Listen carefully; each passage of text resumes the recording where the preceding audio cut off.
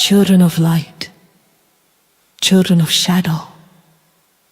In the beginning, before the first star dared to ignite its fire, before galaxies unfurled their spirals, before time took its first trembling step, the Father of all breathed forth a single creation. One image, one identity, one humanity.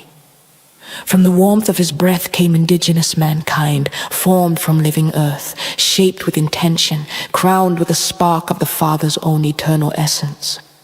They were crafted for harmony, designed for wonder. Born to walk in the presence of their Maker, he formed no second race, no rival lineage, only one humanity, beloved and whole. But far beyond Earth's cradle of life, in the cold reaches of the ancient heavens, another story had already begun. On the pale, radiant world of Rehab, the Anunnaki had risen, white-skinned giants glowing with silver brilliance, their fur-like hair flowing like celestial fire, their minds sharp with ancient intellect. Yet they were not shaped by the Father's hand. They were born of their planet's core light, a creation of cosmic accident, not divine intention. And within them, pride took root. They hungered not for knowledge, but for dominion, not for purpose, but for power, not for wonder, but for worship. So their ambition drove them downward, into experiments forbidden, into technologies unstable, into rebellion unrestrained.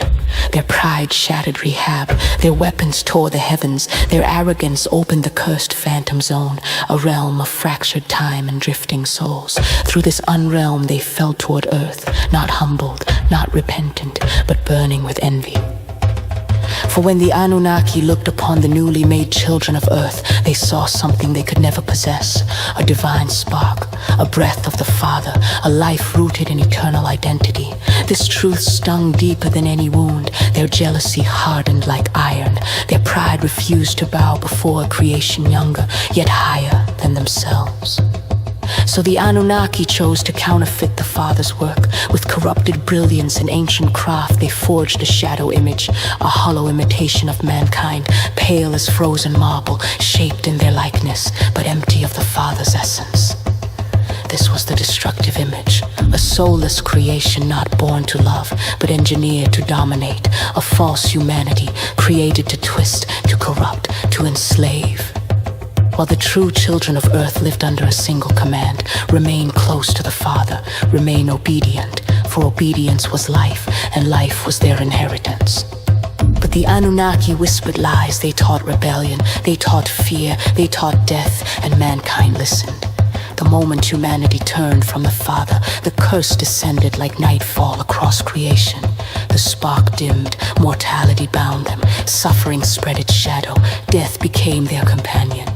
And among them walked the destructive image, cold-hearted, calculating, driven by the giant's envy. Yet even then, the Father did not abandon his beloved.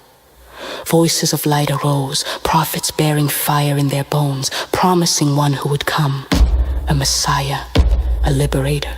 The light made flesh, he would step into the darkness, undo the ancient curse, expose the false image, and crush the head of the destroyer. The promise glowed like an ember, waiting for its appointed dawn. From that moment onward, the world was divided. Children of light, those bearing the Father's dwindling spark, and children of shadow, those shaped, swayed, or deceived by the Anunnaki's corrupted creation. Light struggled to endure, shadow sought to rule, and the ancient war marched relentlessly through the ages. But even in the deepest darkness, the Father's breath whispered across the world.